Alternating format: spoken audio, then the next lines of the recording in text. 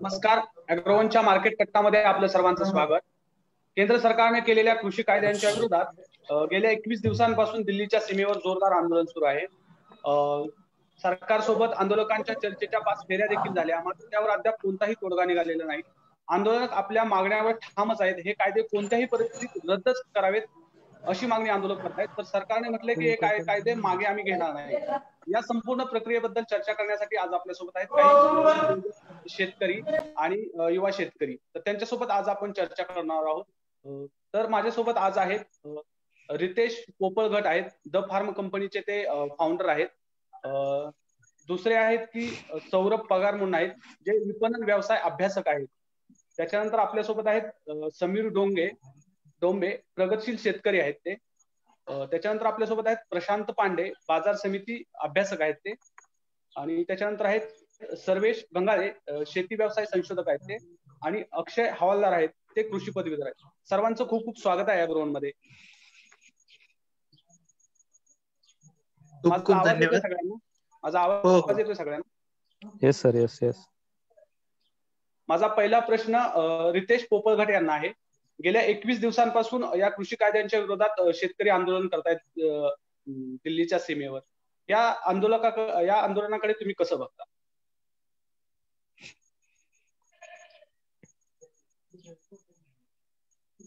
Riteish sir, तुमचं mic mute आहे, unmute करा. हा, ओके. तर आता जे कायदे आपण आता पाहतो की 2-2.5 महिन्यापूर्वीच कायदे पास झाले, पण आताच्या युगामध्ये दिल्लीच्या हरियाणाच्या आंदोलनानंतर चर्चा वाढलेली आहे. तर मी या आंदोलनात असं बघतोय की जो गंगा यमुनेचा दोआब आहे, त्या दोआबमध्ये जे एक्सेस प्रोडक्शन होते गहू आणि तांदूळाचं, त्यामुळे तिथं शेतकऱ्यांना एक्सेस प्रोडक्शन झाल्यामुळे हमी भाव मिळायची गरज आहे. का?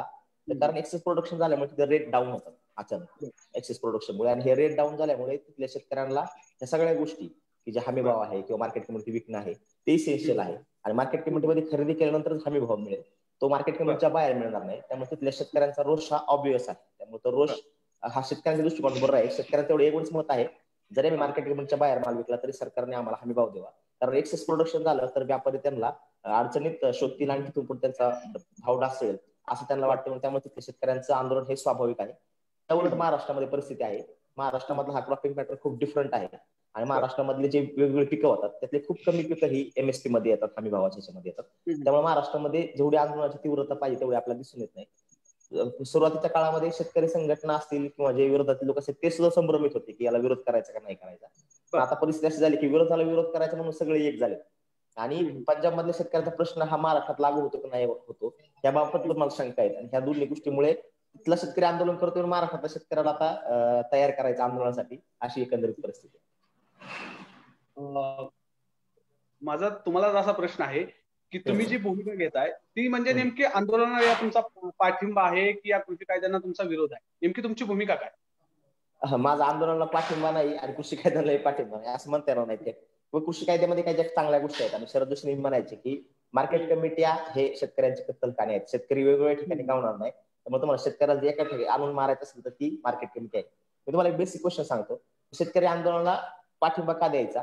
तर ते शेतकरी आपल्यासारखे एका कुटुंबातले आहेत. मी म्हणतो की मोदी सरकार त्यांना गाईड करण्यामध्ये, त्यांना सांगण्यामध्ये अपयशी ठरले, त्यामुळे त्याचं ते आंदोलन होते. त्यांच्या पण काही ज्या भूमिका आहेत त्या बरोबर आहेत. त्यामुळे लिटरली त्यांना थोडासा म्हणजे त्यांच्या दृष्टिकोनातून पाहिलं तर त्यांना पाठिंबा देणे स्वाभाविक आहे. आणि शेतकरी कायद्यांना विरोध म्हणता येणार नाही. शेतकरी मध्ये कायद्यामध्ये ज्या चांगल्या गोष्टी आहेत त्या ऑलरेडी महाराष्ट्रामध्ये काही कॉन्ट्रॅक्ट फार्मिंगच्या आहेत, मार्केट कमिटीच्या बाहेरच्या सेलिंगच्या आहेत, अशी अनेक उदाहरणं आहेत की जे लोक करतायत. त्यामुळे ह्याला विरोध करणंही स्वाभाविक नाही. त्यामुळे ह्या सगळ्या ग्लिम्सेसमध्ये मी विरोधक पण नाही आणि त्यांना पाठिंबा पण नाही. ह्या ज्या काही चुकी आहेत त्या सुधारल्या पाहिजेत, त्याला माझा पाठिंबा आहे. आणि जे बरोबर आहे तेच पुढे गेलंच पाहिजे. ह्या दोन अशा गोष्टी. त्यामुळे पाठिंबा विरोध यापेक्षा कायद्यामधून जे काही चांगलं भेटणार ते आम्ही घेऊ, आणि शेतकरी बांधव माझं आंदोलन करतो त्याला काहीतरी चांगल्या भूमिका मिळाव्यात, त्याचा न्याय व्हावा, या सगळ्या गोष्टी मग माझं ओपिनियन. प्रशांत पांडेंकडे मी जातोय. प्रशांत पांडेजी, तुम्हाला काय वाटतं हे शेतकऱ्यांचं जे आंदोलन चाललंय दिल्लीमध्ये, तर त्याच्याबद्दल तुमची प्रतिक्रिया काय?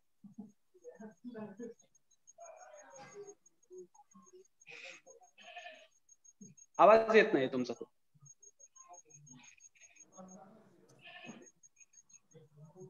प्रशांत सर पहिले अनम्यूट करा, एकदा अनम्यूट करा, तुमचं म्यूट वरती आहे. ओके ओके, आवाज येतोय? येतोय सर, येतोय, बोला. हा, खर तर सध्या जे काही शेतकऱ्यांचं आंदोलन चाललंय त्या आंदोलनाची व्याप्ती त्या भागातल्या क्रॉपिंग पॅटर्न नुसार आणि तिथली जी परिस्थिती आहे त्याच्यानुसार व्हायला लागली. मला तर असं वाटतंय की निश्चितच मार्केट कमिटीमध्ये रिफॉर्म्स व्हायलाच हव्यात, कारण मुळात महाराष्ट्रात खरं तर त्याचं लिडिंग एक्झाम्पल आहे. 2003 मध्ये जेव्हा विलासरावजी देशमुख साहेब आपले सीएम होते त्यांनी सुरुवात केलेली होती. आणि मार्केट डिस्टॉर्शन आम्ही खरं तर लॉकडाऊनच्या काळात ह्या गोष्टी जवळून बघायला मिळाल्या. त्या गोष्टी असं पाहता असं वाटतं की निश्चितच मार्केट कमिटीमध्ये रिफॉर्मेशन व्हायलाच हव्यात. म्हणजे मग त्या ग्राउंड लेवलच्या पार मधले आडती लोक असोत किंवा मग गव्हर्नमेंटच्या ज्या एमएसपी पॉलिसी आहेत त्या आहेत किंवा मग बाकीच्या शेतकऱ्याविषयी असलेले कायदे आहेत जे की रिजिड आहेत, तर निश्चितच मला असं वाटतंय त्याच्यामध्ये सुधारणा असाव्यातच. बरोबर आहे सर, पण बाजार समितीमध्ये जसं म्हणले की तुम्ही सुधारणा हव्या आहेत, मात्र विरोधक असं म्हणतायत की केंद्र सरकारच्या विरोधातले जे पक्ष आहेत ते म्हणतायत की या नवीन कायद्यामुळे बाजार समिती आहे तिची व्यवस्था पूर्णपणे उद्ध्वस्त होईल, असं त्यांचं म्हणणं आहे. तर तुम्हाला काय वाटतं? असं नाही म्हणता येणार. मुळात जर कायद्याचा आपण खरं तर अभ्यास केल्यानंतर असं कळायला लागेल की सरकारने कॉम्पिटिटिव्ह वातावरण तयार करायचा विचार केलाय की बाबा ज्या शेतकऱ्यांना मार्केट कमिट्यामध्ये माल विकणं परवडणार नाही त्यांना बाहेर पण विकता येईल ना. खरं तर शेतकऱ्यांच्या म्हणजे फार्म टू फोर्क जो आपण म्हणतोय, शेतापासून माल तयार झालेला तर मुळात तिथपर्यंत जाईपर्यंत शेतकऱ्यांना ज्या अडीअडचणींना सामना करावा लागतोय त्या गोष्टीपासून, त्या क्लचेस पासून शेतकऱ्याला आपल्याला बाहेर मोकळं करता येईल. याच्यासाठी मला असं वाटतं नवीन कायदा व्हायला. तरी त्याच्यामध्ये काही त्रुटी आहेत. खरं तर सरकारने संबंधित शेतकऱ्यांशी चर्चा करून त्या सोडवणं अपेक्षित आहे आता तर. सर, प्रशांत सर, तुम्ही जसं म्हणले की याच्यामध्ये काय त्रुटी आहेत आणि त्या त्रुटी सरकारनं सुधारायला हव्यात, तर कोणत्या त्रुटी आहेत असं आपल्याला वाटतं? त्रुटीच्या बाबतीत मला तरी असं जाणवतंय. हॅलो, आवाज येतोय माझा? येतोय सर, बोला. त्रुटीच्या बाबतीत असं म्हणतात की एपीएमसी गव्हर्नमेंटनं बोलले की एपीएमसी ला लेवल प्लेइंग फील्ड द्यायला हवं. म्हणजे खरं तर गव्हर्नमेंट म्हणतायत की एपीएमसी जे आहेत यांच्यावर टॅक्स असेल आणि बाहेरच्या मार्केट म्हणजे ओपन मार्केटमध्ये जेव्हा तुम्ही विकता त्यांना टॅक्स सेस वगैरे काही नाही. असं जर झालं तर खरं तर हा एपीएमसी वर अन्याय पण होईल. म्हणजे इनडायरेक्टली आपण म्हणतोय तसं एपीएमसी भविष्याच्या काळात म्हणजे नष्ट व्हायला लागतील, जसं की बिहारमध्ये मागे झालेलं आहे 2006च्या काळापासून. सर, त्याच्यासाठी मला असं वाटतं एकतर एपीएमसी वाल्यांना टॅक्स एक्झम्पशन करा किंवा मग मंडीवाल्यावर टॅक्स लावा, काय म्हणजे इक्वल दोघांमध्ये लेवल प्लेइंग फील्ड होईल. दुसरा जो कायद्यातला महत्वाची बाब आहे ती म्हणजे ज्युडिशियल इंटरव्हेन्शन्स. तर या ठिकाणी जे त्यांनी सांगितले की डीएम लेवलला असो किंवा रिकन्सिलिएशन व्हायला हवं, त्या ठिकाणी मला असं वाटतं की गव्हर्नमेंटने एखादं नॅशनल ऍग्रिकल्चरल ट्रिब्युनल, जसं की आपण आपल्या घटनेच्या कायद्यानुसार 323 कलमनुसार ते आपल्याला करता येईल. मग त्याचे वेगवेगळे स्ट्रॅटा जसं की डिस्ट्रिक्ट लेवलला, ब्लॉक लेवलला आणि तत्संबंधी वापरून त्या लेवलला ते ग्रॅव्हियन्स आपल्याला ऍड्रेस करता येतील. आणि तिसरा जो रजिस्ट्रेशनचा इश्यू आहे, खरं तर शेतकरी आता नवीन आलेले मार्केटमध्ये जे काही विकत घेणारे बायर्स आहेत त्यांच्या शेतकऱ्यांनी कसा विश्वास ठेवायचा? त्यांच्यासाठी त्या लोकांचं प्रॉपर रजिस्ट्रेशन आणि जे ऑथेंटिसिटी आहे ती जपायला हवी असं मला वाटतं. सौरभ पगार सर आहेत की जे विपणन अभ्यासक आहेत, की त्यांना माझा प्रश्न आहे की या कृषी कायद्यांमुळे हमी भावाचा कुठेतरी प्रश्न निर्माण झालेला आहे.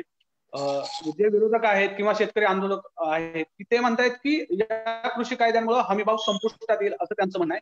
तर सरकार दुसरीकडे म्हणतंय की हमी भावाचं संरक्षण संपुष्टात येणार नाहीये. तर तुम्हाला काय वाटतं? नक्कीच. तर महत्वपूर्ण दृष्ट्या जर बघायला गेलं तर हे जे 3 रिफॉर्म्स आणण्यात आले तर हे मेजरली डिपेंडंट आहे ऍग्रिकल्चर प्रोड्यूसच्या मार्केटिंग बद्दल. याच्यात जे काही बोललं जातंय ते आफ्टर प्रोडक्ट हार्वेस्ट झाल्यानंतर जी पुढची व्हॅल्यू चेन आहे त्या व्हॅल्यू चेनला कन्सिडर करून ह्या पुढच्या सगळ्या प्रोसेसमध्ये हे 3 क्रॉस चेक करतात. कारण की आपण बघितलं की यात इसेन्शियल कमोडिटीजच्या ऍक्ट बद्दल बोलण्यात आलेलं आहे. यात तुम्ही कॉन्ट्रॅक्ट फार्मिंग करून फार्मर्स कडनं प्रोडक्शन परचेस करण्याबद्दल बोलण्यात आलेलं आहे. आणि हमी भावाबद्दल जे आपण म्हणतायत की शेतकऱ्यांना एक भीती आहे. तर आंदोलनाच्या मागचं कारण जर तसं मी एक जेव्हा कृषी अभ्यासक, एक कृषी पदवीधर अभ्यासक म्हणून बघायला जातो तर शेतकऱ्यांचा गव्हर्नमेंटवरती किंवा सरकारवरती किती विश्वास आहे हे एक खूप मोठा प्रश्न आहे आणि तो शेतकऱ्यांचा अविश्वास हे आंदोलन चिघळण्यात, आंदोलन वाढण्यात खूप मोठा रोल प्ले करत आहे. हे पहिली गोष्ट आपण लक्षात घेतली पाहिजे की आंदोलन का वाढतं. शेतकऱ्यांचा विश्वास नाहीये गव्हर्नमेंटनी ज्या गोष्टी सांगितल्या आहेत आतापर्यंत याच्यात. नक्कीच याच्यामध्ये दोघही जशा एका नाण्याला दोन बाजू असतात तसे ह्या प्रत्येक तिघही ऍग्रिकल्चर रिफॉर्म्सला दोन बाजू आहेत. त्यात बऱ्याचशा गोष्टी गव्हर्नमेंटनी केलेल्या चांगल्या आहेत आणि त्यांना नक्कीच पाठिंबा दिला गेला पाहिजे. कारण की जर भारताच्या अग्रिकल्चरमध्ये क्रांती आणायची असेल तर ही रिफॉर्म्स होणं गरजेची आहेत. पण या रिफॉर्म्स मध्ये नक्कीच काही ना काही सुधारणांना स्कोप आहे. आणि जर भारतीय अर्थव्यवस्थेतला शेतकरी हा जर विश्वासात न घेता सरकारने पुढे पावलं टाकायची ठरवली तर भारताची व्यवस्था कोलमडल्याशिवाय राहणार नाही. कारण की भारताची आजही 60% जनता ही ऍग्रिकल्चरवरती डिपेंडंट आहे. आणि आपण जे खातो, जर शेतकऱ्यांनी खायला पिकवणं बंद केलं तर इतर सर्व लोकांचं खाणं बंद झाल्याशिवाय राहणार नाही. आणि तुम्ही जे म्हणतात हमी भावाबद्दल सर, जो तुम्ही मला प्रश्न विचारला, नक्की शेतकऱ्यांच्या मनातला भीती की हमीभाव भेटणार नाही ही खरी आहे. पण त्याच बरोबरीने ह्या कोविडच्या सिच्युएशन नंतर जर आपण बघितलं तर खूप सारे नवीन ऍग्रिकल्चर स्टार्टअप जे सप्लाय चेन मध्ये, म्हणजे व्हॅल्यू चेन आणि सप्लाय चेन मध्ये फार्म टू फोक किंवा वेगवेगळ्या B2B लेवलला जे डील करतात फार्म प्रोड्यूसचं, फ्रेश फार्म प्रोड्यूसचं, ते आजही महाराष्ट्रात आपण बघायला गेलं तर नाशिक सारख्या रिजनमध्ये, जो मेजर महाराष्ट्रातला एक व्हेजिटेबल बेल्ट आहे, तिथे वेगवेगळ्या तुमचं निंजा कार्ड झालं, तुमचं बिग बास्केट झालं, तुमचे विग्रो झालं, वेगवेगळे सह्याद्री फार्मर प्रोड्युसर ऑर्गनायझेशन सारखे वेगवेगळे रिटेल प्लेयर्स झाले, किंवा ही सगळी मंडळी एपीएमसी मध्ये जाऊन कोणी परचेस करत नाहीयेत. ते शेतकऱ्यांच्या बांधावरती जाऊन त्यांचे प्रोक्युरमेंट ऑफिसर्स परचेस करतात. सो ही जी प्रॅक्टिस आहे ती आताही महाराष्ट्रात चालू आहेच नक्कीच.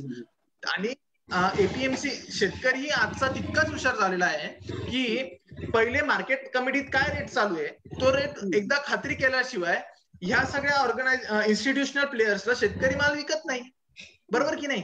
आणि जे आपल्याकडे जो भीती शेतकऱ्यांचं म्हणणं आहे की एपीएमसी डिमॉलिश होऊन जाईल, एवढे मोठे इन्फ्रास्ट्रक्चर फॅसिलिटीज, एवढ्या मोठ्या सगळ्या सर्व्हिसेस ह्या आता एपीएमसी व्यतिरिक्त दुसरं कोणीही देऊ शकत नाहीये. किंवा जे नेटवर्क किंवा जे स्ट्रक्चर आता पूर्ण महाराष्ट्रात किंवा पूर्ण भारतात ज्या सगळ्या एपीएमसीचं स्ट्रक्चर उभं राहिलेलं आहे त्याला पर्यायी असं लगेच उभं करणं किंवा येत्या आगामी काळातही तितकं प्रॉमिनंट इन्फ्रास्ट्रक्चर एपीएमसी व्यतिरिक्त डेव्हलप होणं अशक्य आहे.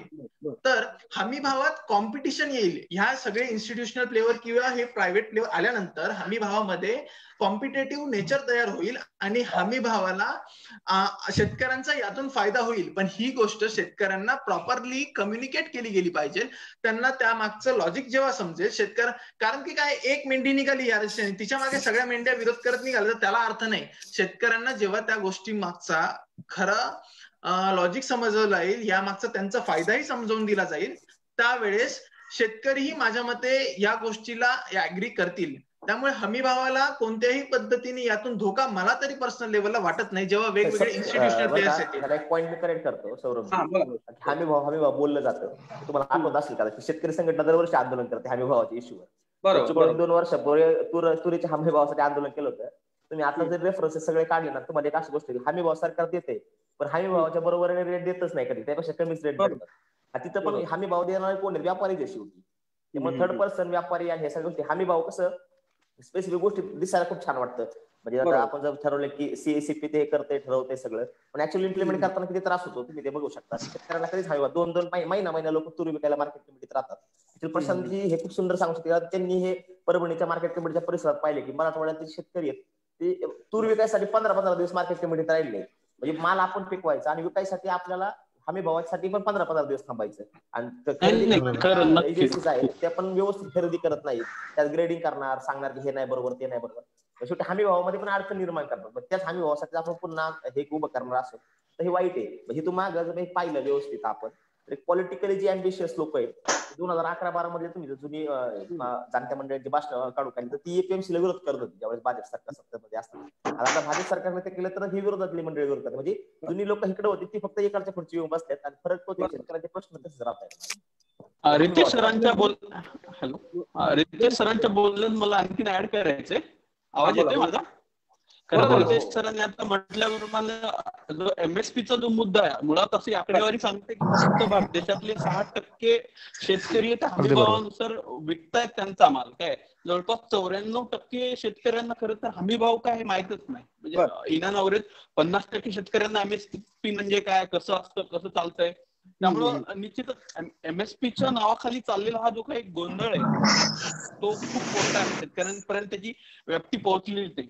आणि ह्या कायद्याचा विचार करता असं वाटतं की सरकार कुठेतरी कमी पडतंय शेतकऱ्यांची कम्युनिकेट व्हायला. आता सौरभ सर म्हटल्याप्रमाणे मला बरोबर. नाही, सरकारने काय केलं, निर्यात बंदी आणली अगोदर कांद्यावर, आणि ते निर्यात बंदीनंतर हा कायदा आणला. म्हणजे शेतकऱ्यांच्या मध्ये नाराजी होती आणि ती नाराजीवरून हा कायदा आला. त्यामुळे कांद्यामधल्या चांगल्या गोष्टी समजून गेल्या, शेतकऱ्याला त्रास व्हायला लागला.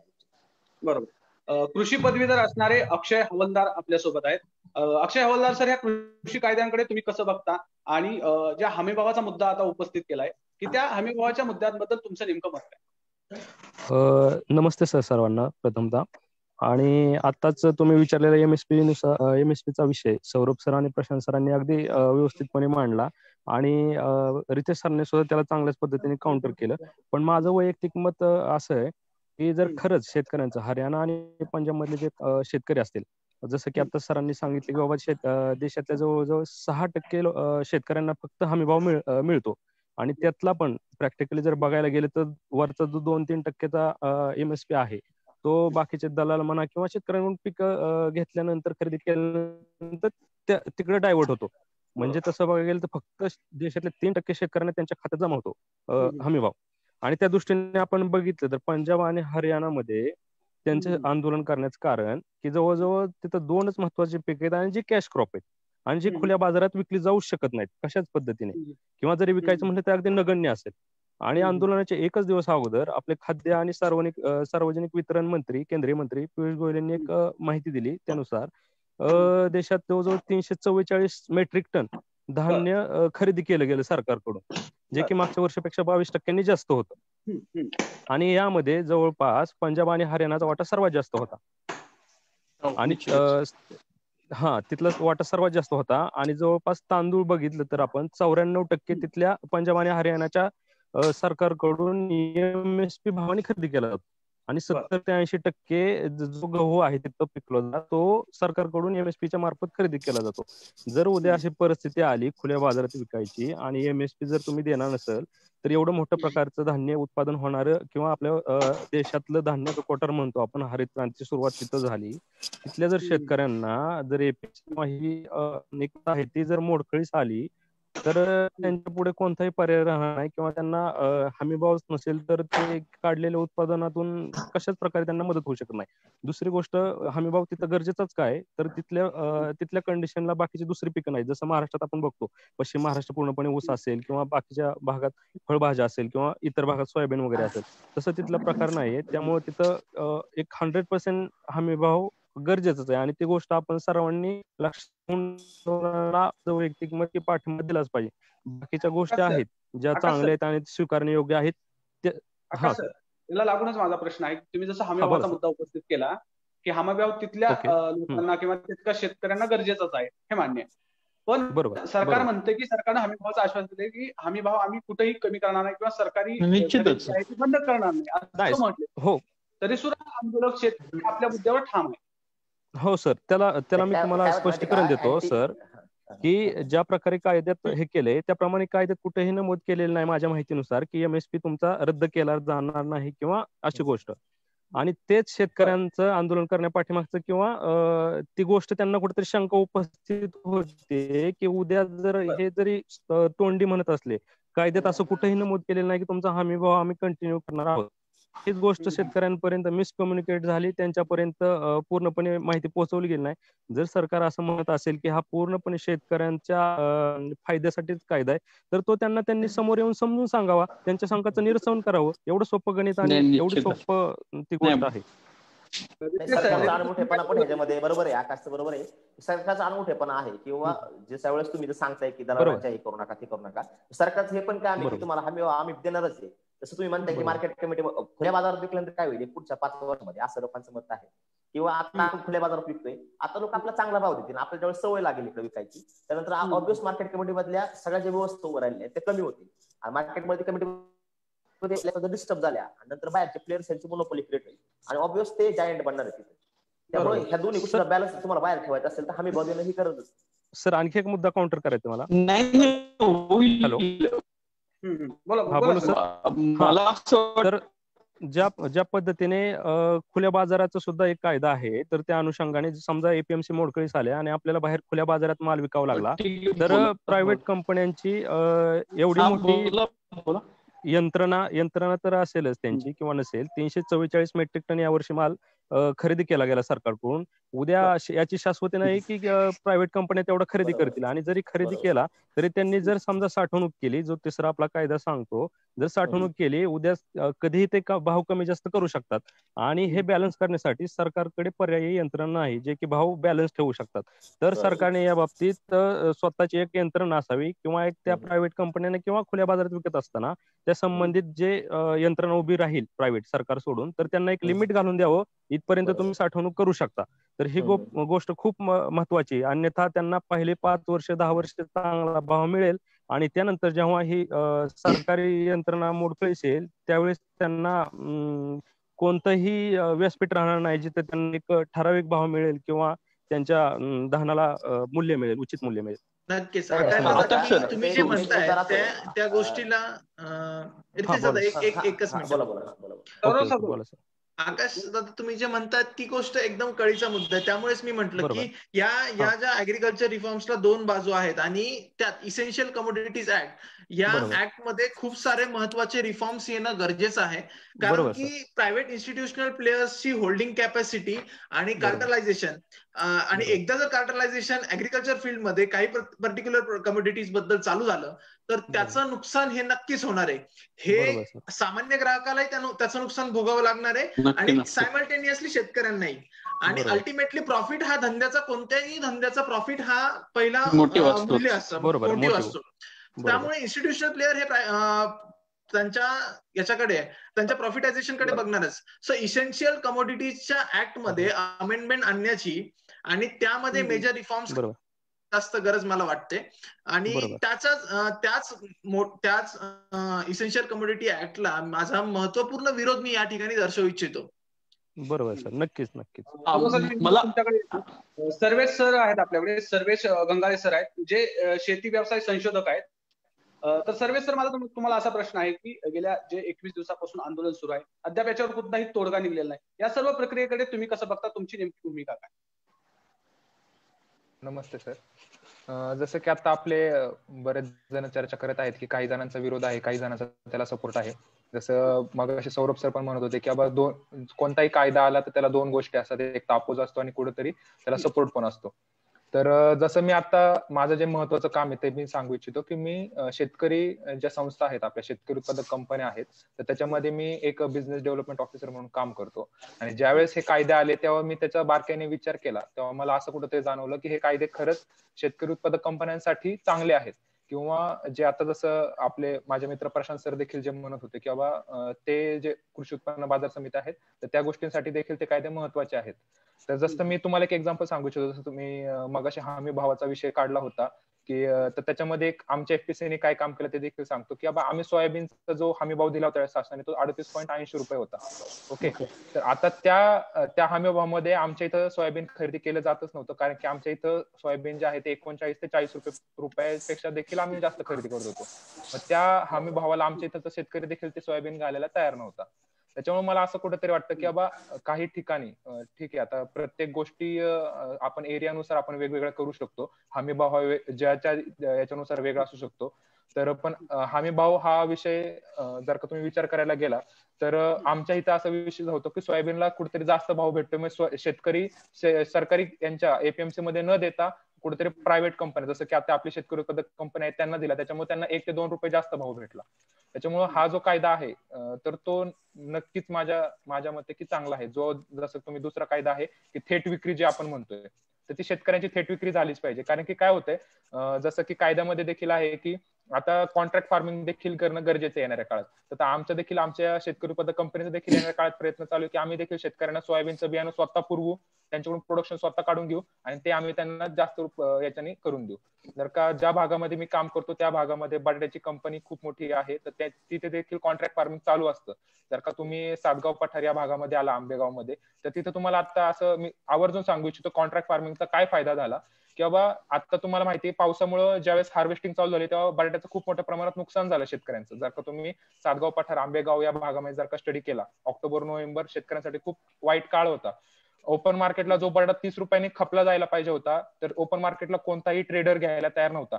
त्यावेळेस एक कंपनी जिने कॉन्ट्रॅक्ट फार्मिंग केलं होतं तिने 17 रुपये हमी भाव दिला होता. कॉन्ट्रॅक्ट फार्मिंग केल्यामुळे त्यांनी तो भाव निश्चित करून दिला आणि तो शेतकऱ्यांना भेटला. पण त्याच्यानंतर जेव्हा बटाटे सडायचं कमी झालं त्याच्यानंतर पुन्हा एकदा मार्केट वाढलं, शेतकरी पुन्हा एकदा बाहेर जाऊन ते गोष्टी करू लागल्या. म्हणजे मला इथे एक नमूद करूच वाटतं, जे कॉन्ट्रॅक्ट फार्मिंगचा जो विषय होतो तर त्याचा फायदा शेतकऱ्यांना असा आहे, आणि हमी भावाचं जे आपण बघतोय जसं मी आता उदाहरण दिलं, तर त्या गोष्टीचा शेतकऱ्यांना नक्कीच फायदा होऊ शकतो. इथे एक गोष्ट करेक्ट करतो बरं का, की कसं असतं की हे म्हणजे काही लोकांनी काय केलं की एक पूर्वग्रह लोक असतात नाही का, किंवा पूर्वग्रह असतात की एखाद्याला वाईट म्हणायचे.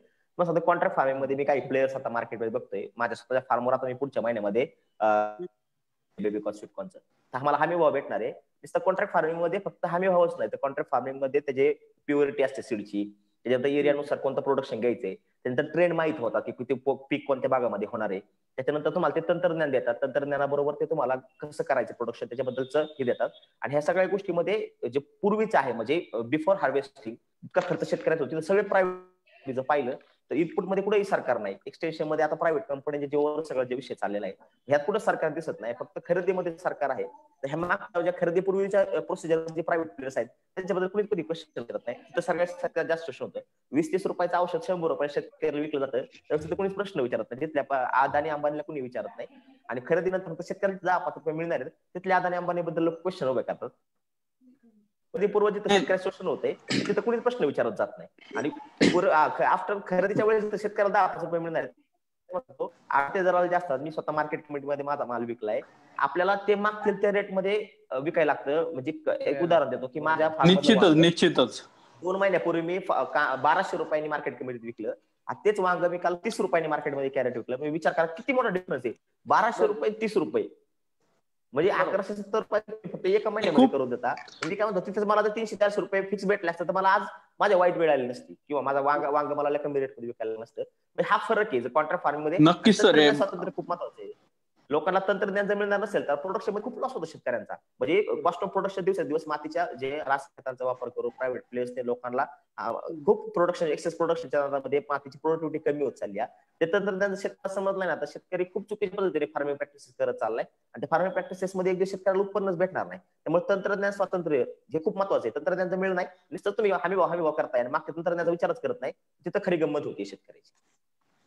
सर्वेश सर निश्चितच मला आता बोला निश्चितच मला आता आकाश जो बोलला की त्याने मुद्दा उपस्थित केला की भविष्यात हमी भाव जाईल, आणि आता सर्वेशनं पण खरंच पॉईंट बोलला, पण मला विशेषतः आकाशच्या मुद्द्याला आणखी समोर न्यायचंय आणि रितेश सरांच्या पण बोलण्याला. खरंच सर आहे, ग्राउंड लेवलला आपण जेव्हा विचार करतो, आता आम्ही गावाकडे आता लॉकडाऊन मध्ये सोयाबीन विकायच्या तयारीत होते.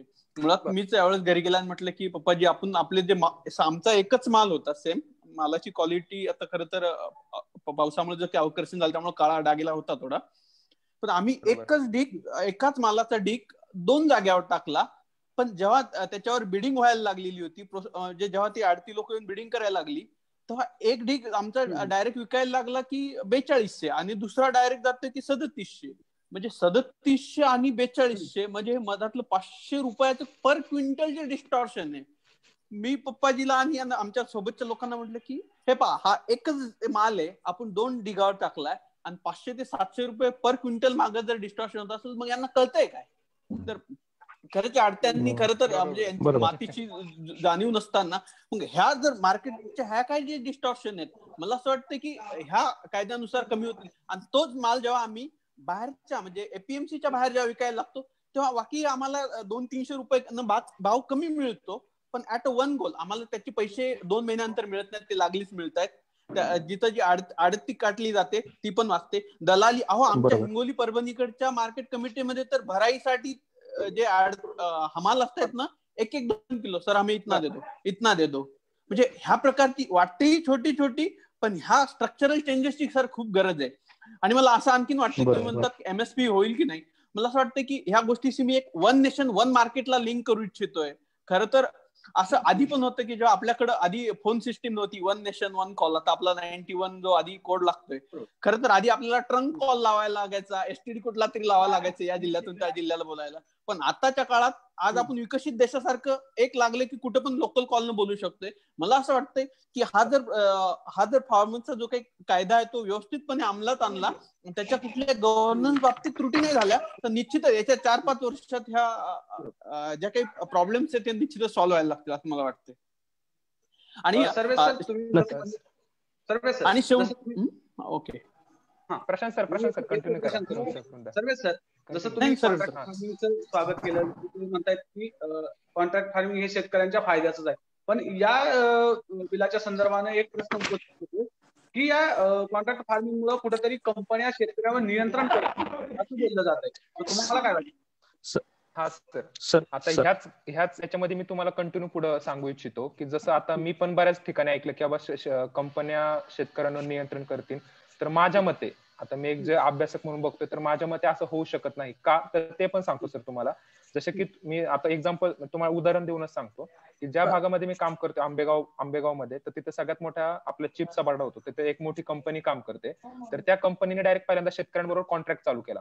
ओके, तर त्यावेळेस शेतकऱ्यांनी ज्यावेळेस शेतकऱ्यांना परवडत होता त्यावेळेस शेतकरी त्यांना जेव्हा माल घातला, जेव्हा असं लक्षात आलं की बाबा कंपनीने 17 रुपयेच भाव दिलेला आहे, पण ओपन मार्केटला भाव जवळजवळ 30 रुपये केजी चालू आहे, त्यावेळेस शेतकऱ्यांनी तो डायरेक्ट जाऊन माल बाहेर विकला. असं नाहीये की बाबा तुम्ही फक्त जर का त्यांच्याशी कॉन्ट्रॅक्ट केलाय तर तुम्ही त्यांनाच हे केलं गेलं पाहिजे. कसं, जेव्हा कंपनी मोनोपॉली करायचा प्रयत्न करते तेव्हा दुसरे ट्रेडर बाहेरचे असतात. कारण की सर विचार करा की आता समजा एखादा बटाटा आहे, चिप्सचा बटाटा आहे, तर तो काय फक्त एक प्लेअरच घेणार नाही. आपण कंपनीचं नाव नाही घेत मी सध्या, पण तर जर का ओपन मार्केटमध्ये तुम्ही गेलात तर तो ओपन मार्केटमध्ये देखील तो माल खपला जातो. फक्त विषय कसा राहतो की आपले शेतकरी त्याला किती अप्रोच होतात हे खूप महत्वाचं आहे. आता झालंय कसं, आता प्रशांत सरांना देखील मी एक सांगू इच्छितो की प्रशांत सर कसं झालंय, एपीएमसी होती ती काही लोकांना फायदेशीर होती, काही लोकांना तिचा तोटा पण आहे. निश्चितच सर, तुम्ही 5-10 गुंठ्याचे जर का तुम्ही विचार करायला गेले शेतकरी असतील तर त्यांना ते स्वतःचं मार्केटिंग करू शकत नाही, कारण की त्यांच्याकडे खूप मोठा इश्यू आहे सर याविषयी. तर मग त्या गोष्टी जर का तुम्ही केलं सर, त्याला ग्रुप फार्मिंग हा एक ऑप्शन असू शकतो. ग्रुप फार्मिंग जसं तुम्हाला माहिती आहे की बाबा 5-10 गुंठ्याचे शेतकरी आहेत, 1 एकरचा जो शेतकरी आहे, तुम्ही एकत्र या, तेव्हापासून तुम्ही मग एखाद्या कंपनीशी बोला आणि तेव्हा तुम्ही कुठेतरी जाऊन ते मार्केट सेट करू शकता. पण जर का एखादा 5-10 गुंठ्याचा शेतकरी जर का ग्रुप शेती करू शकत नाही तर त्याला एपीएमसी हाच मार्केट राहतो. हे असं मला ग्रुप फार्मिंगच्या क्वेश्चनला करेक्ट करतो. सर काय म्हणणं आहे आपण एकदम एक मिनिट, मी सर्वेश सरांना थोडं काउंटर करू इच्छितो एका मुद्द्यावर. सर्वेश सर असं म्हणले जबाबदारीने की तसा काय व्यवस्था करण्याची गरज नाही की शेतकरी आणि कंपनी शेतकऱ्यांवर नियंत्रण करतील. पण मी सर्वेशांना सांगू इच्छितो की आता जी कॉन्ट्रॅक्ट फार्मिंग चालू आहे किंवा जी काही ग्रुप फार्मिंग चालू आहे कंपन्यांशी अग्रीमेंट करून, ते अगदी नगण्य आहे किंवा कमी प्रमाणात आहे, म्हणजे अगदीच मोठ्या ठिकाणी. त्यामुळं बाहेरच्या मार्केटमध्ये, खुल्या मार्केटमध्ये शेतकऱ्यांना नक्कीच एपीएमसी पेक्षा जास्त भाव मिळतोय, ही लक्षात घेण्यासारखी गोष्ट आहे. आणि ज्यावेळेस संपूर्ण देशात किंवा महाराष्ट्रात ज्यावेळेस ही व्यवस्था अंमलात येईल, ज्यावेळेस ती चालू होईल, त्यावेळेस तिथं बाहेर सर्व शेतकरी त्याच्याशी जोडले जातील, किंवा 70-80-90% काय असतील ते जोडले जातील. मग ज्या वेळेस आपण बल्क प्रमाणात किंवा सर्वजण एकत्र जोडले जाऊ, त्यावेळेस कंपन्यांचं नियंत्रण किंवा जेव्हा यांचे एकमेकांमध्ये चुरस लागेल फायद्यासाठी म्हणा किंवा त्यांचं मोटिव्ह जे आहे, त्यानंतर जेव्हा काही कन्फ्लिक्ट निर्माण होईल, एखाद्या अग्रीमेंटचं व्हायलेशन होईल, त्यावेळेस तशी व्यवस्था असणं खूप गरजेचं आहे. आता कमी प्रमाणात असल्यामुळे त्याची आपल्याला तीव्रता लक्षात येत नाही, पण ज्यावेळेस हे मोठ्या प्रमाणात होईल किंवा सर्वत्र होईल देशात, त्यावेळेस ती व्यवस्था असणं खूप आणि खूप गरजेचं आहे. किंवा तिसरी पार्टी असणं गरजेचं आहे. शेतकरी आणि कंपन्यांच्या दरम्यान गव्हर्नमेंटने कुठेतरी तिसरी पार्टी असावी, जिथं शेतकऱ्यांना दाद मागता येईल, किंवा जरी शेतकऱ्यांकडून जरी काय अडचण आली तर कंपनी सुद्धा तिथं आपली दाद मागता यावी. या अनुषंगाने मी ठाम असं माझं मत आहे की अशा प्रकारची एखादी सरकारी किंवा अर्धमिश्रित सरकारी व्यवस्था तरी निर्माण सरकारने करावी. बरोबर आहे. आणि यातले चांगले मुद्दे आहेत किंवा तसंच बोला सर. नाही बरोबर आहे सर. मला तुमचा एकदम मुद्दा पटला, तुम्ही काउंटर केला ना, की जसं तुम्ही म्हणताय आता फक्त 2 ते 3%, मी तर म्हणतो 1% धरू आपण आपल्या इंडियामध्ये किंवा महाराष्ट्रात धरू, 1% कॉन्ट्रॅक्ट फार्मिंग चालू आहे, 99% कॉन्ट्रॅक्ट फार्मिंग नाहीये.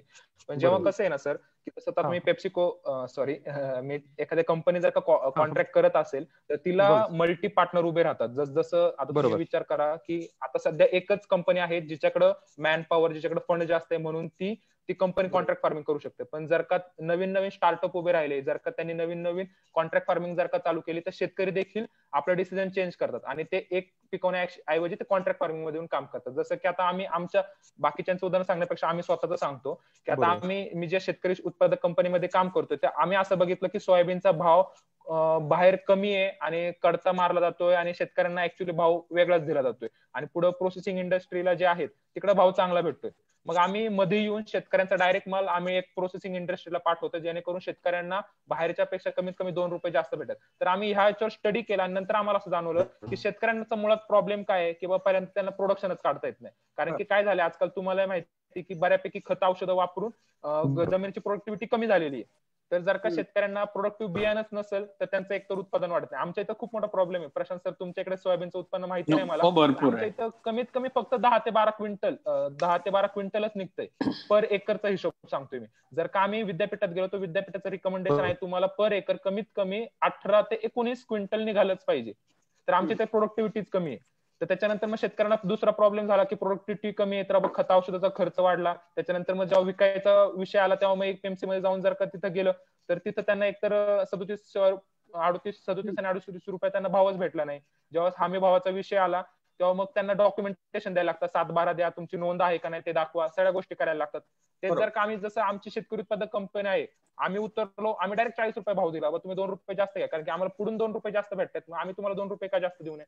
आणि आमचे जवळजवळ 200 शेतकरी आम्ही आता विचार करतोय की बाबा सोयाबीनसाठी तरी येणाऱ्या काळात कॉन्ट्रॅक्ट फार्मिंग करावं, जेणेकरून कसं आहे कोणतीही गोष्टी तुमचं जे म्हणणं आहे सर आपले आकाश सर होते की माझं असं म्हणणं कुठेतरी सुरुवात झाली पाहिजे प्रत्येक गोष्टीमध्ये, तेव्हा त्याच्यानंतर तुम्हाला होईल. आणि जसं तुम्ही म्हणताय की येणाऱ्या काळात जेव्हा मोठे प्लेअर तयार होतील तेव्हा साहजिक आहे सरकारचा पण असा एखादा नियम पाहिजे की त्या कंपन्यांवर देखील कुठेतरी निर्बंध पाहिजे, कारण की आपण जसं म्हणतो मोकट जनावरं सोडली तर त्याला आपण काहीच करू शकत नाही. तर यांना देखील कुठेतरी निर्बंध येणाऱ्या काळात पाहिजे.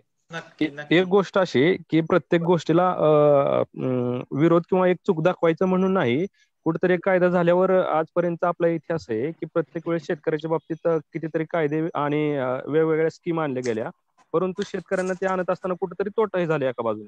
मग सांगायचं एवढंच, ह्यातल्या चांगल्या बाजू घेणं आपलं आहेच, कर्तव्यच आहे. फक्त यात आपल्याला दाखवून द्यायचं काय आहे, ह्यातल्या चांगल्या बाजू आहेत त्या आपल्या फायद्याच आहेत. पण जिथं कुठं अजून नवीन काहीतरी करत असताना शेतकऱ्याला अजून कुठेतरी त्रास होऊ नये, त्याला अजून कोणत्या तरी संकटांना सामोरं जाता कामा नये, त्या गोष्टींनी आपण कुठेतरी विचार करून त्या गोष्टी पॉईंट आउट करून त्यात कुठेतरी रिफॉर्म आणणं गरजेचं आहे किंवा त्यात सुधारणा करणं गरजेचं आहे. ह्या अनुषंगाने ह्या गोष्टी मी इथं आपल्या समोर मांडल्या. मी सौरभ नाही निश्चितच सर आकाश सरांना म्हणजे आकाश सरांनी खूप चांगला मुद्दा मांडला की प्रत्येक शेतकऱ्याचा विचार केला गेला पाहिजे आणि तो केलाच गेला पाहिजे, कारण प्रत्येक शेतकरी आपल्यासाठी पिकवतोय. पण सर मी एक आपल्याला सांगू इच्छितो, म्हणजे जसं मला वाटतं की बाबा सर काय होतं की जर का आपण प्रत्येक शेतकऱ्याचा देखील जर का त्या डीपली जाऊन विचार केला तर ती चेंजेस पण घडू शकत नाहीत. त्याच्यामुळं कधी कधी असंही सरकारला निर्णय घ्यावा लागतो की हा 50% शेतकऱ्यांच्या हितासाठी असेल तर बाकीच्यांनी त्याला जोडण्याचा प्रयत्न तरी करावा. जर का ही आपण जर का स्ट्रॅटेजी वापरली सर तर आपण जाऊ. आता जसं आता आजच बघा सर की बाबा ठीक आहे तुम्ही पंजाब आणि हरियाणाची बाजू मांडली, साहजिक आहे त्यांचा एमएसपी शिवाय माल जातच नाही. पण जर का बाकीच्या स्टेटला आता इकडे आम्ही बघतोय पश्चिम महाराष्ट्रामध्ये हमी भावाच्यावरून एवढे कधी वादावाद झालेले मला दिसलं नाही. साखर कारखान्यांचं जर का तुम्ही सोडलं, साखर कारखान्यामध्ये होतात पण बाकीच्या याच्यासाठी आपल्याला कधी जास्त वाद झालेले दिसले नाही. म्हणजे कुठेतरी शेतकऱ्यांनी देखील चेंजेस करणं ऍक्सेप्टेबल आहे. आता मी काही असं नाही की मी फक्त डेस्क लेवलला काम करतोय, पण मी देखील स्वतः शेतकरी आहे घरी, मी देखील स्वतःची शेती करतो, म्हणून मी या गोष्टी बोलू शकतो. बरोबर आहे सर, बरोबर आहे सर. मला ह्या आता आकाश सरांनी तुमच्या बोला सर. हो याच कॉन्ट्रॅक्ट फार्मिंगशी रिलेटेड मी एक पॉइंट ऍड करू इच्छितो की येणाऱ्या भावी काळात जर आपण बघितलं तर कॉन्ट्रॅक्ट फार्मिंग होणं हे भारतीय शेतीच्या दृष्टीने खूप महत्वाची बाब असणार आहे. नक्कीच सर, नक्कीच. कारण की यामागे कारण एक असं आहे की आपण जे म्हणतो की आज तसं बघायला गेलं तर भारत हा फळं आणि भाजीपाल्याच्या उत्पादनात हा पहिल्या 5 क्रमांकात येतो, पण आपलं मॅक्सिमम प्रोडक्शन हे फेकलं जातं. एक्झॅक्टली.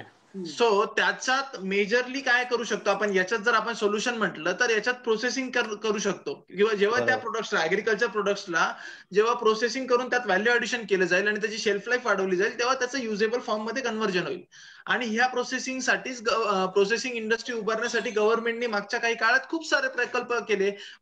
गव्हर्नमेंटने फूड पार्क्स आणले, मेगा फूड पार्क्स आणले, सगळं आणलं, बरोबर. सो हे जेव्हा प्रोडक्शन, माझा पॉईंट असा आहे की जेव्हा हे सगळं प्रोडक्शन जे ऍग्रिकल्चर प्रोडक्शन आहे ते प्रोसेसिंग इंडस्ट्रीजला जाईल, आणि प्रोसेसिंग इंडस्ट्रीज त्या गोष्टी जेव्हा परचेस करतील, ते असं एपीएमसी जाऊन किंवा 1-2 ट्रेडर करून घेणं त्यांना नाही परवडत, कारण त्यांना खूप मोठ्या प्रमाणावरती ते प्रोडक्शन लागणार आहे. सो त्यांचं कसं असतं की रिस्क, प्रत्येक बिझनेसमध्ये रिस्क असते, आणि तो रिस्क रिवॉर्ड रेशो कमी करण्यासाठी ह्या कंपनी सगळ्या कॉन्ट्रॅक्ट फार्मिंगकडे वळतात, आणि त्यांना कॉन्ट्रॅक्ट करून आणि काय झालं की भारतामध्ये खूप सारे स्मॉल होल्डिंग किंवा मार्जिनल फार्मरची संख्या खूप मोठ्या प्रमाणावरती आहे, आणि या कंपन्यांना कॉन्ट्रॅक्ट करणं अवघड जातं, कारण की छोटे छोटे शेतकऱ्यांकडनं वेगवेगळ्या रिजन मधून घेणं, आणि तिथे मग तो शेतकरी चांगल्या गुड ऍग्रिकल्चर प्रॅक्टिसेस फॉलो करतोय की नाही, त्यांचं प्रोडक्शन ज्या क्वालिटीचं आणि क्वांटिटीचं हवंय ते होतंय की नाही, ह्या सगळ्यावरती कंपन्यांना मॉनिटरिंग करणं अवघड होतं, आणि मग तिथे ते कॉन्ट्रॅक्ट व्हायोलेशन आणि वगैरे ह्या सगळ्या गोष्टी येतात. तर आपण बघायला गेलं तर ग्रुप फार्मिंगची कन्सेप्ट ही कॉन्ट्रॅक्ट फार्मिंग बरोबर जर जेव्हा जोडली जाईल आणि त्या दृष्टीने जेव्हा पावलं उचलले जातील, तेव्हा कॉन्ट्रॅक्ट फार्मिंग थ्रू आपल्या भारतीय शेतकऱ्यांना सुगीचे दिवस आल्याशिवाय राहणार नाही, ही पण एक तितकीच खरी गोष्ट आहे. ही तितकीच खरी गोष्ट आहे. सो पुढची प्रोसेसिंग इंडस्ट्री जशी जशी वाढते तशा त्या प्रोसेसिंग इंडस्ट्रीला ग्रो करण्यासाठी पॅरलली, आपण जसं म्हणतो की एका गाड्याला 2 चाकं असतात, तर त्या गाड्याचं दुसरं चाक जर आपण म्हटलं तर भारतीय शेतकऱ्यांनी कॉन्ट्रॅक्ट फार्मिंग मध्ये वळणं, त्याकडे जाणं, ही पुढील आगामी काळाची गरज असणार आहे. नाही, बरोबर आहे. सौरभच्या पॉईंटला मी करेक्ट करतो की ट्रेंड जो असतो मार्केटमध्ये, ओके, हमी भाव का मागावा लागतो की एक्सेस प्रोडक्शन होतं किंवा वस्तू जास्त मार्केटमध्ये येतात, आवक जास्त झाल्यामुळे मार्केट रेट जास्त येतात. तर कॉन्ट्रॅक्ट फार्मिंग झालं तर ट्रेंड समजेल, आणि ट्रेंड समजल्यानंतर प्रत्येक गोष्टीला एक समान भाव मिळेल, एका लेवल पर्यंत भाव जर मिळाला तरी लोकांना फायदा होईल. ट्रेंड अनालाइज, कारण भारतीय शेतीमध्ये ट्रेंड हा कधी समजून घेतला नाही, कोणत्याही बिझनेसमध्ये किती प्रोडक्शन घ्यायचे, पुढच्या मार्केटची डिमांड किती, ह्या सगळा अंदाज घेतला जातो. आपल्या देशामध्ये शेतीमध्ये विशेषतः ट्रेंड अनालाइजेशन आणि ह्या बाकीच्या गोष्टी, डिमांड आणि सप्लायचं अनालिसिस कोणीच केलंच जात नाही आपल्याकडे. आणि शेतकरी आपला शेती ही ज्या दिवशी बिझनेस म्हणून बघायला लागेल, त्या दिवशी शेतकऱ्यासारखा मोठा श्रीमंत माणूस या भारतात कोणी असणार नाही, ज्या दिवशी शेतकऱ्यांनी शेतीला बिझनेस बघायला पाहिजे. विस्टन खूप सुंदर म्हणले होते की भारतातील शेतकऱ्यांना गरीब ठेवणं ही खूप मोठी अवघड गोष्ट आहे, आणि ते तुम्ही ठेवू शकता, हे तुमचं यश आहे सरकारचं. सौरभ सर, लाईव्ह चालू असल्यामुळे खूप सारे लोक प्रश्न विचारतायत. तर त्यातले मुख्य 2 प्रश्न असे आहेत की शेती व्यवसायाकडे उद्योग म्हणून कधीच बघितलं जात नाही, त्यामुळे शेतकऱ्यांना तोटा होतो, हा एक मुद्दा आहे. आणि या जे कृषी कायदे आहेत याचा लहान शेतकऱ्यांना फायदा होईल का, असे 2 छोटे प्रश्न आहेत. तर याच्याबद्दल तुमचं मत काय? बरोबर. आता मी तेच जे म्हटलं तुम्हाला, आणि मागच्या काही काळात आपण एक गोष्ट लक्षात घेतली पाहिजे, कोणताही बिझनेस काय बघितलं जातं तर कॉस्ट इकॉनॉमिक्स. शेतकरी आपला जेव्हा कॉस्ट इकॉनॉमिक्स किंवा आपण सोपं करून सांगायचं म्हटलं तर आपल्या 1 किलो मालाची आपल्याला प्रोडक्शन कॉस्ट किती आहे, म्हणजे आपल्याला 1 किलो टमाटे बनवायला शेतकऱ्याला किती खर्च लागतो, हे जेव्हा प्रत्येक शेतकऱ्याच्या लक्षात येईल, त्यातल्या त्यात आपला शेतकरी काय, म्हणजे शेतकरी स्वतः राबतो ना, शेतकरी मजुरांचे पैसे धरतो, शेतकरी बियाणांचा खर्च धरतो, रासायनिक खतांचा खर्च धरतो, पण शेतकऱ्यां स्वतःची जमीन वापरली जाते, तो त्याचा घाम गाळतोय, आणि त्याच्या सोबत त्याची मुलं, त्याची बायको, हे सगळी जण त्या शेतीत उत्पन्न मिळवण्यासाठी झटतात.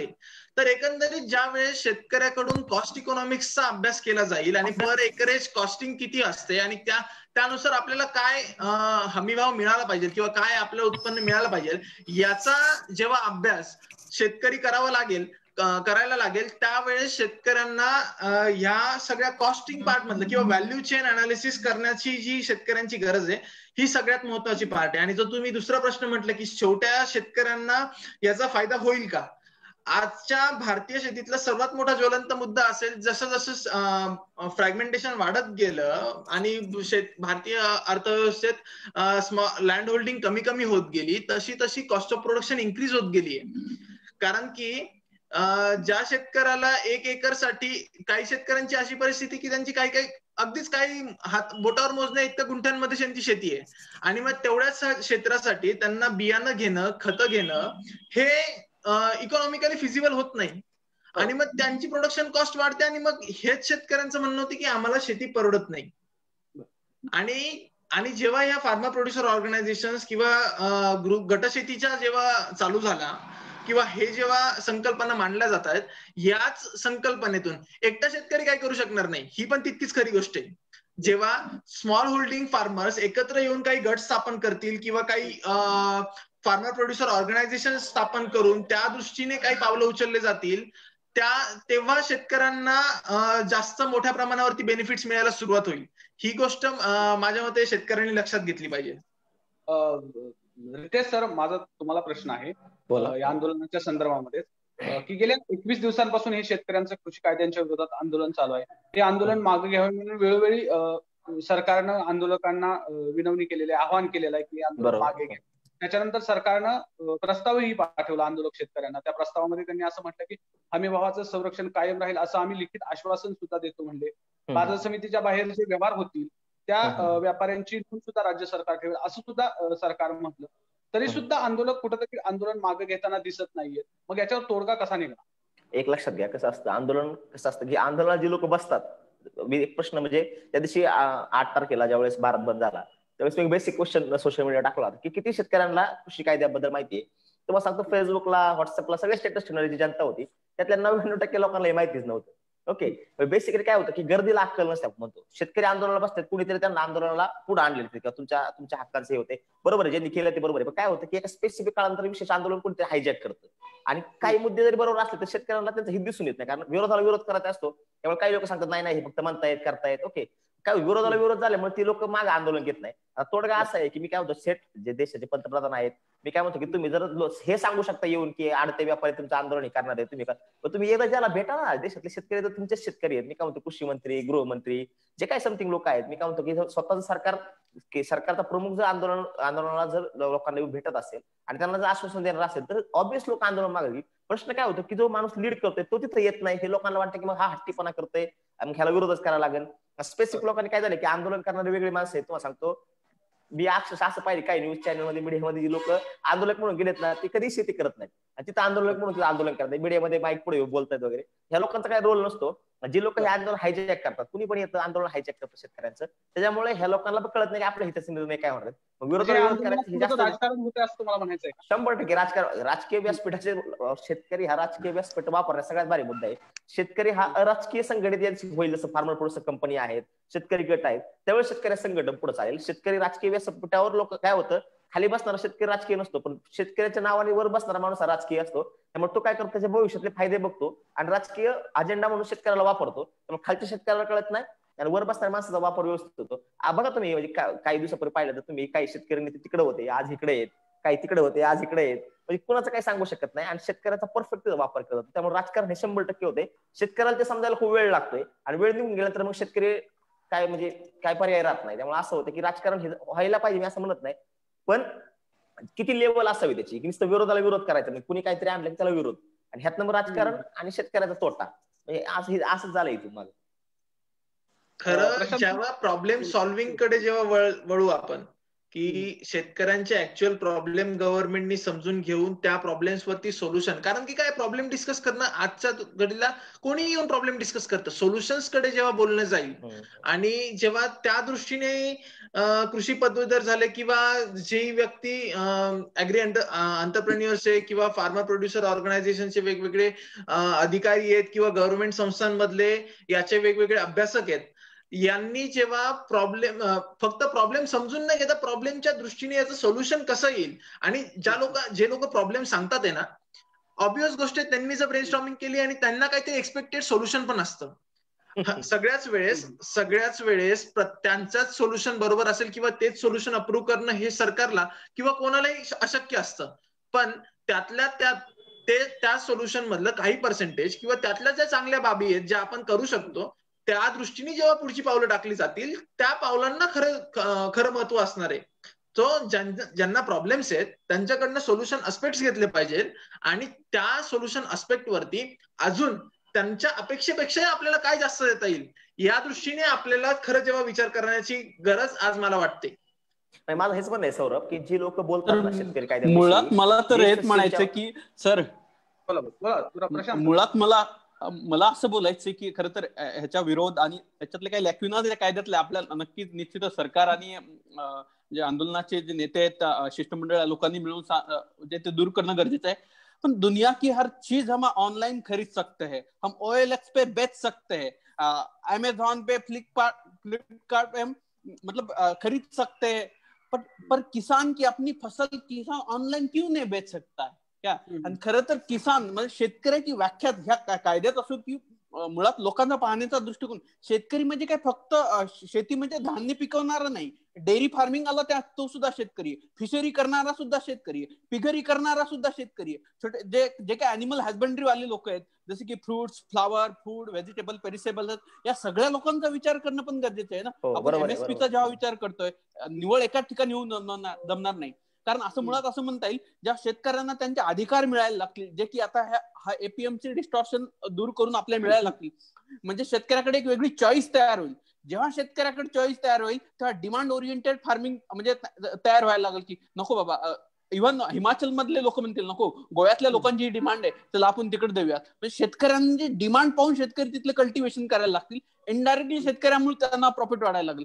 खरं तर मुळात जेव्हा 2016 साली माननीय पंतप्रधान जी बरेलीच्या एका सभेत म्हटले होते की 2022 पर्यंत आपण शेतकऱ्यांचा डबल फार्मर इन्कम करूयात.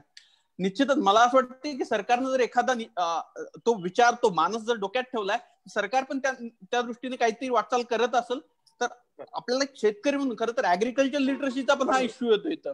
आता जे आवाज येतोय, ऍग्रिकल्चर लिटरसीचा पण इश्यू येतोय आणि जे ऍग्रिकल्चर डिस्पॅरिटी म्हणतोय आपण, खरं तर आता जे ट्रॅक्टर घेऊन आंदोलनाला जायचं हे फक्त पंजाब, हरियाणा वा महाराष्ट्रातल्या पश्चिम महाराष्ट्रातले शेतकरी करू शकतात, पण बिहार आणि ओडिशा मधल्या शेतकऱ्यांना तेवढं करणं जमणार नाहीये खरं तर. म्हणजे ह्या सगळ्या गोष्टीचा विचार करून आपल्याला ह्या कायद्याकडे बघणं गरजेचं आहे असं मला वाटतं.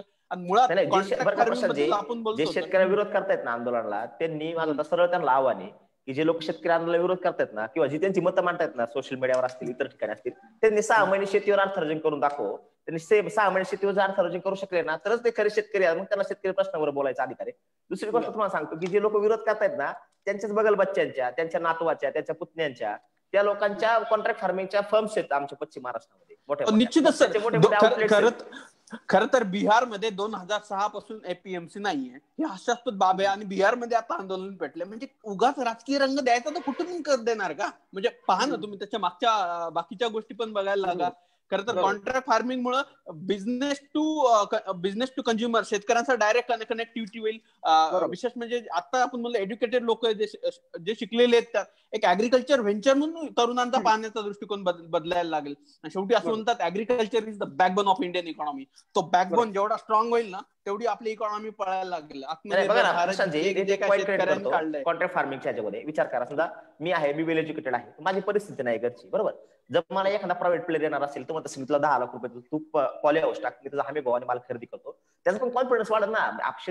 शेतीकडे तरुण मुलं काय येत नाही, शेतीमध्ये कॉन्फिडन्स नाहीये तेवढा, किंवा तेवढे प्लेयर्स आश्वासक प्लेयर्स नाहीत. जर तुम्हाला पैसे मिळणार असेल, तुम्हाला तंत्रज्ञान मिळणार असेल, तुम्हाला हमी भाव स्वातंत्र्य मिळणार असेल खरेदीचं विकण्याचं, तर तिथं तरुण लोक येतील. त्यामुळे जिकडची जी अराजकता तुम्हाला शेतकऱ्याला काय फाटका तुटका शोषित असं दाखवलं जातं. ज्यावेळेस आमच्यासारखे तरुण पोरं शेतीकडे जातात त्यावेळेस ते काहीतरी बघतात. शेतीला ग्लॅमर भेटलं पाहिजे, हा म्हणजे सगळ्या व्यवस्थेच्या पलीकडे हा शब्द ग्लॅमर. हा शेती कॉर्पोरेट झाली पाहिजे. काय करतात काही लोक, मी एका मोठ्या व्यक्तीचा इंटरव्ह्यू घेतला होता डाव्या विचारांच्या, तर ते मला म्हणले की कॉर्पोरेट शेतीची गरज नाही, सस्टेनेबल फार्मिंगची गरज. सस्टेनेबल फार्मिंग जर केलं तर आपल्या देशामध्ये शेतकरी लोक खाऊ शकणार नाही, हरितक्रांती का करावी लागली. सस्टेनेबल फार्मिंगने सगळं जर पोट भरत सगळ्याचे, तर आपल्याला कॉर्पोरेट फार्मिंग ही काळाची गरज आहे. स्पेसिफिक पैसे पाहिजेत, लोकांना कॉन्फिडन्स पाहिजे, उत्पादनाची आवश्यकता पाहिजे, तंत्रज्ञान चांगलं पाहिजे आणि खरेदी मिळायला पाहिजे. आणि ह्यात कोणतंच राजकारण नाही पाहिजे. असंघटित म्हणजे राजकीय प्लॅटफॉर्म ज्या शेतकरी संघटित होईल त्यांनी शेतकऱ्याला कोणी थांबू शकणार नाही, शेतकऱ्याच्या कोणी करू शकणार. मुळातच शरद जोशी साहेब पण म्हटले होते की शेतकरी ही चळवळ आहे, ती चळवळच राहू द्या, कारण त्याला राजकीय स्वरूप यायला लागेल निश्चितच शेतकऱ्यांची, त्यामुळे हानी व्हायला लागेल, जे आपण थोड्याफार अनुभवतोय सुद्धा आता सध्याच्या काळात. बरोबर आहे. कार्यक्रमाच्या शेवटाकडे मी येतोय. सर्वे सर, तुमच्यापासून मी सुरुवात करेन. हे जे कायदे केलेले आहेत, तर याच्यामध्ये तुम्ही काय नेमक्या सुधारणा सुचवाल, जर सुधारणाच करायच्या असतील तर? सुधारणा जसं सर मगाशी यांनी जसं नमूद केलं होतं की बाबा एपीएमसीचं जे तुम्ही हमी भाव म्हणताय, आता तुम्ही जसं सांगितलं की त्याने लेखी आश्वासन पण दिले की बाबा आपण एमएसपी कट नाही, म्हणजे थांबवणार नाही आहोत, कंटिन्यू ठेवणार आहोत. तर जर का तसं पंजाब आणि हरियाणाच्या शेतकऱ्यांना जर का वाटत असेल तर सरकारने तसा निर्णय घ्यावा. कारण की विषय सर असा होतो की आज मी महाराष्ट्रात बसून पंजाबच्या आणि हरियाणाच्या शेतकऱ्यांचे प्रॉब्लेम समजू शकत नाही. त्यांचे काही वेगळे प्रॉब्लेम असेल, जम्मू काश्मीरच्या शेतकऱ्यांचे वेगळे प्रॉब्लेम असू शकतात. तर त्याच्यामुळं सरकारने तशा प्रकारे निर्णय घ्यावा की बाबा नक्की त्यांच्या जर का डिमांड आहेत, तर मग तुम्ही यांना सौरभ सरांना देखील प्रश्न विचारला की याचा तोडगा कसा काढला पाहिजे. तर माझं एक शेतकरी म्हणून साधं म्हणणं आहे की बाबा ज्या लोकांनी पॉलिसी बनवली, हे जे 3 विधेयक आणलेत, त्यांनी काहीतरी विचार करूनच हे विधेयक आणलेत. ओके, त्यांनी काहीतरी विचार केला असेल, त्यांनी ठरवलं असेल की बाबा शेतकऱ्यांचा असा फायदा होईल, तसा फायदा होईल. मग त्यांनी मीडिया समोर येऊन ह्या गोष्टी, शेतकरीचे जे आंदोलन करत आहेत, तर त्यांचे जे नेते आहेत, तर त्यांनी समोर यावं आणि हे जे ज्यांनी पॉलिसी बनवली, ज्यांनी नियम आणलेत, ते समोर यावे आणि त्यांनी यांच्या प्रश्नांना उत्तर द्यावे. तेव्हा कुठेतरी हा तोडगा निघायचा प्रश्न होईल. आणि ही जी सभा आहे, जसं आपण आता बोलतोय तशी ती ऑनलाईन झाली पाहिजे. कारण की काय होतं, मीडियाच्या माग काय चालतं हे आपल्याला पण कळत नाही. आपण फक्त चर्चा करत राहतो. पण जे ऍक्च्युअली चर्चा व्हायला पाहिजे, ऍक्च्युअली टीव्हीवर दाखवलं पाहिजे, ते दाखवलं जात नाही आणि बाकीच होतं. तर माझं ही सुधारणा, जसं तुम्ही आता मला प्रश्न विचारत होता की सुधारणा काय करायला पाहिजे, तर मला असं वाटतं जर का पंजाब आणि हरियाणाच्या शेतकऱ्यांना जर का हमीभावाचा प्रश्न असेल, तर सरकारने तिथं निश्चितच द्यावा. कॉन्ट्रॅक्ट फार्मिंगचा तिथे निश्चितच येणाऱ्या काळात विचार केला गेला जावा आणि शेतकऱ्यांना तसं त्या विश्वासात घेऊन त्यांचं जे काही प्रश्न असेल ते सोडवावे.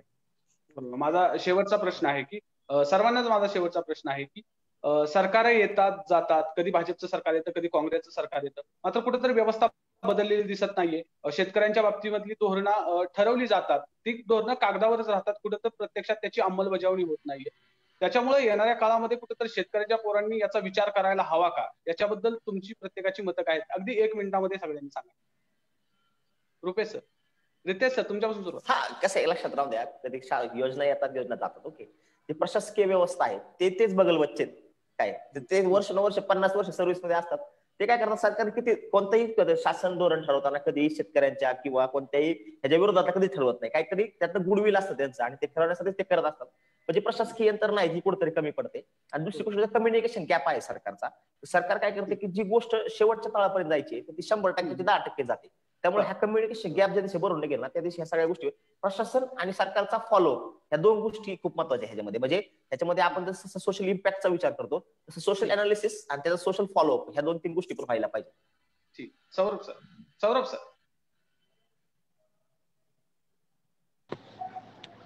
हॅलो. हा, बोला सौरभ.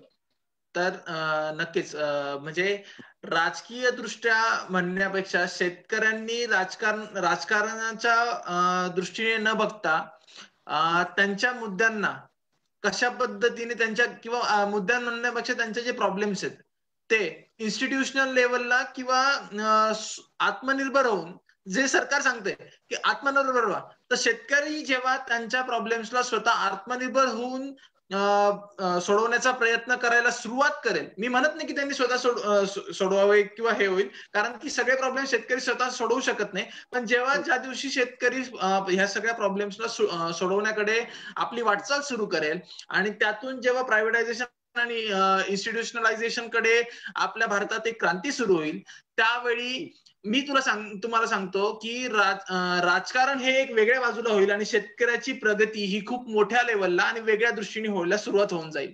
त्यामुळे राजकीय भाषा टाळण्यापेक्षा मी या ठिकाणी या चांगल्या मंचावरून सगळ्या शेतकऱ्यांना एकच विनंती करू इच्छितो की शेतकऱ्यांनी शेतकऱ्यांचे प्रॉब्लेम्स जेव्हा स्वतः आयडेंटिफाय करून त्यावरती प्रॉब्लेम शोधण्यास आणि ते प्रॉब्लेम आपण स्वतः not only with the marketing perspective, फक्त मार्केटिंग न बघता प्रोडक्शन आस्पेक्ट सुद्धा आत्ताच्या दिवसांमध्ये बघितले गेले पाहिजे. ही सगळ्यात महत्वाची गोष्ट आहे.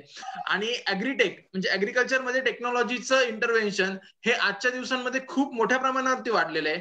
मागच्या काही दिवसांमध्ये विविध व्हेंचर कॅपिटलिस्टनी 238 बिलियन्सची इन्व्हेस्टमेंट ऍग्रीटेक इंडस्ट्रीमध्ये केलेली आहे.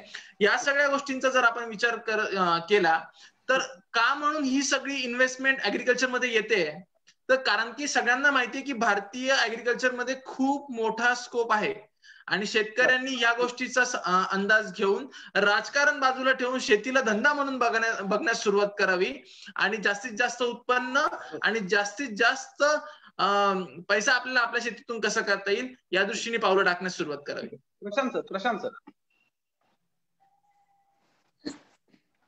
हा, मुळातच मला असं वाटतं सुरुवात मी एमएसपीच्या मुद्द्यापासून करेन. खरं तर 1966 ला जेव्हा लक्ष्मीकांत झा कमिटी सरकारनं टाकलेली होती एमएसपीची, त्या कमिटीचा उदात्त हेतूच हा होता की शेतकऱ्यांना एक गॅरंटी द्यायची, एक शेतकऱ्यांमध्ये एक मोटिवेशन द्यायचं की बाबा, स्पेशली जेव्हा आपला फूड सिक्युरिटीचा आपल्याकडे त्यावेळेस खूप मोठा इश्यू होता देशाकडे, आपल्याकडे जेव्हा अन्नधान्याचं हे होलं, तर त्या गोष्टीपासून समोर ग्रीन रिव्होल्युशनला चालना भेटलेली होती.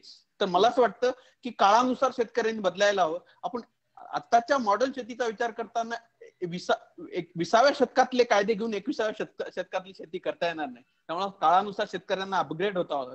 निश्चितच साहजिक शेतकऱ्यांना वाटणं साहजिक आहे की माझ्या शेतातला बटाटा 10 रुपये किलो घेतला जातोय आणि मला लेसचं पाकिट त्याच्यापेक्षा एवढंसं ते 20 रुपयांनी विकलं जातं. सो निश्चितच शेतकऱ्यांच्या मनामध्ये, म्हणून तर शेतकऱ्यांच्या मुलामध्ये जे अॅग्रीप्रिनरशिप म्हटले, आत्ताच सौरभ सर म्हटले, इव्हन रितेश सर पण म्हटले की अॅग्रीप्रिनरशिप तयार व्हायला हवी. मला असं वाटतं ती कुठेतरी काम करत. आणि निश्चितच जसं 1991 साली जे लिबरलायझेशन प्रायव्हेटायझेशनचं जे धोरण झालेलं होतं, त्याच्यानंतर भारताचा पूर्ण पॅराडायग्म शिफ्ट म्हणता येईल आपल्याला इंडस्ट्रियल रिव्होल्युशनच्या बाबतीत झालाय. तसा जर ह्या कायद्यातल्या काही तरतुदी ज्या शेतकऱ्यांना मान्य नाहीत, सरकारने आणि शेतकऱ्यांनी सामंजस्याने मिळून त्या दूर कराव्यात. आणि 2020 हे जे काही आता खरं तर ओघरत आले हे शेतकऱ्यासाठी आणि येत्या उदयास होणाऱ्या नवीन भारतासाठी आणि त्याच्या शेतीसाठी निश्चितच एक वेगळे पहाट घेऊन उगवेल असं मला वाटतं. ठीक आहे. सर्वेश सर तुमचं काय? येस सर, जसं तुम्ही म्हणताय की आता भरपूर कायदे येत आहेत आणि सरकार बदलत आहेत किंवा काय होईल, तर सर एक मी शेवटी जात तेवढंच सांगू इच्छितो की बाबा कोणताही कायदा आला त्याच्यानंतरचं इम्प्लिमेंटेशन व्यवस्थित व्हावं. कारण की काय होतंय, आपलं सरकार कोणते असू दे, हे इकडचं असू दे किंवा इकडचं असू दे, कायदे भरपूर येतात पण इम्प्लिमेंटेशन होत नाहीये. जो मेन सर्व्हिसचा काम पार्ट राहतो तो म्हणजे ऍग्रिकल्चर एक्सटेन्शन. ऍग्रिकल्चर एक्सटेन्शन आपल्या इथं खूप खूप मोठा लॅक्युना आहे. आपल्या इथं ऍग्री असिस्टंट किती तळमळतीने कामं करतायत, त्याच्यानंतर आत्माचे अधिकारी किती तळमळतीने कामं करतात हे बघणं गरजेचं आहे. कारण की सर आता माझे, असं म्हणलं नाही पाहिजे, पण माझे स्वतःचे जे मित्र आहेत ऍग्रिकल्चर एक्सटेन्शन मध्ये काम करून त्यांना असं वाटतं की सरकारी नोकरी करतोय याचा अर्थ आम्ही फक्त आरामाची नोकरी करतोय. असं न राहता जोपर्यंत आपण त्यांचा ऍटिट्यूड चेंज करत नाही तोपर्यंत त्यांच्यापर्यंत जे म्हणतो आपण की वरतून किती निधी निघालाय, किती स्कीम निघाल्यात, किती कायदे चेंज झाले, तर ते शेवटपर्यंत ग्राउंड परत येणार नाही. कारण की त्यांचा एकमेव दुवा जो असतो तो फक्त ऍग्रिकल्चर एक्सटेन्शन किंवा तुमचा जो काही कृषी सहाय्यक असेल, कोणी असेल, तर तो असतो. तर येणाऱ्या काळात मला असं देखील वाटतं की तुमचे किती कायदे येऊ द्या, तर ह्या गोष्टीवर आपण जोपर्यंत फोकस करत नाही ऍग्रिकल्चर एक्सटेन्शन, तोपर्यंत आपला विकास हा थोडाफार कमीच होईल. बरोबर. जे केंद्र सरकारने जे कृषी कायदे केले त्याला मोठा विरोध होताना दिसतोय. आणि हे आंदोलन, केंद्र सरकारने केलेल्या कृषी कायद्यांच्या विरोधातलं आंदोलन आणि कृषी व्यवसाय याच्या संदर्भात आपण सर्वांनी आमच्याशी सविस्तर चर्चा केली. त्याबद्दल तुमचं खूप खूप आभार. धन्यवाद. ऍग्रोन मध्ये आज इथेच थांबत आहोत. अधिक अपडेटसाठी तुम्ही पाहत राहा ऍग्रो.